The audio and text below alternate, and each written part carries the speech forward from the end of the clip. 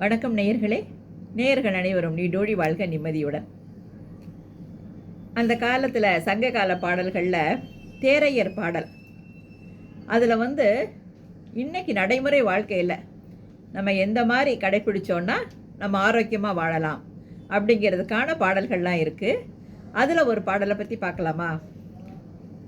உண்பதிரு பொழுதொழிய 3 பொழுதுண்ணோம், உறங்குவது ராவொழிய பகலுறக்கம் செய்யோம், பெண் கடமை திங்களுக்கோர் காலன்றி மறுவோம், பெருந்தாகம் எடுத்திடினும் பெயர்ந்து நீர் அருந்தோம், மண்பரவு கிழங்குகளில் கருணையன்றி புசியோம், வாழை இளம் பிஞ்சொழிய கனி அருந்தல் செய்யோம், நண்பு பெற உண்டபின் புகுரு நடை கொள்வோம், நமனார்க்கு இங்கேது கவை நாம் இருக்கும் இடத்தே.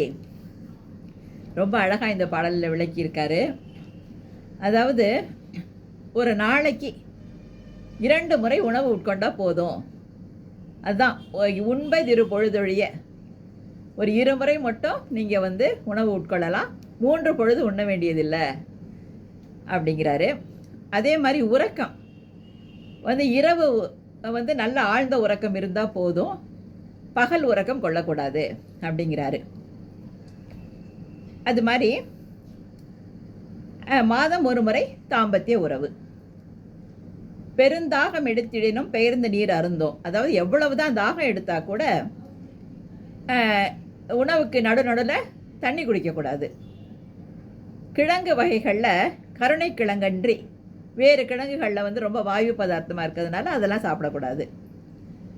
வாழைக்காய் பிஞ்சாக இருந்தாலுடைய முற்றின வாழைக்காயை நம்ம சாப்பிடக்கூடாது.